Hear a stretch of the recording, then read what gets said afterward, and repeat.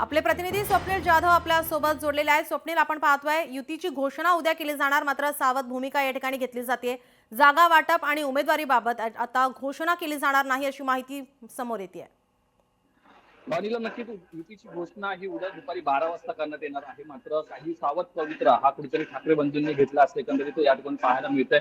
युतीची घोषणा होणार आहे, मात्र जागा वाटप आणि किती जागा लढवल्या जातात या संदर्भात माहिती देण्यात येणार नाहीये। तसेच उमेदवारी लिस्ट सुद्धा जारी करण्यात येणार नाहीये, कारण एकीकडे फोडाफोडीचं राजकारण सुरू आहे। या दरम्यान जर उमेदवारी यादी जाहीर केली तर काही गोष्टी या बिघडतील अशी भीती सुद्धा आहे। त्यामुळे अशा प्रकारची कोणतीही रिस्क ठाकरे बंधू युतीमध्ये घेऊ इच्छित नाहीयेत आणि एकूणच सर्व जागा वाटपाची चर्चा ही सुरळीत पार पडलेली आहे। संजय राऊत यांनी सांगितल्याप्रमाणे सर्व जागांवरचा जो पेच होता तो सुटलेला आहे, सर्व तोडगा सुद्धा निघालेला आहे। मात्र आता उमेदवारी यादी ही जाहीर करण्यात येणार नसली तरी प्रत्येक उमेदवाराच्या मतदारसंघामध्ये ठाकरे बंधू पोहोचणार आहेत। काही संयुक्त सभा सुद्धा महाराष्ट्रामध्ये, खरं तर मुंबईमध्ये 3 होणार आहेत, उपनगरमध्ये आणि पश्चिम उपनगर पकडून तर मुंबई बाहेर पुणे, नाशिक असेल आणि संभाजीनगर असेल अशा भागामध्ये सुद्धा ठाकरे बंधूंच्या एकूणच सभा होणार आहेत। आणि या सभेतून खरं तर जो जाहीरनामा आहे तो लोकांपर्यंत पोहोचवण्यात येणार आहे। मराठीच्या मुद्द्यांवरून खरं तर ठाकरे बंधू एकत्र आलेले आहेत आणि याच लढ्यावरती पुढे हा लढा सुरू राहणार आहे। त्यामुळे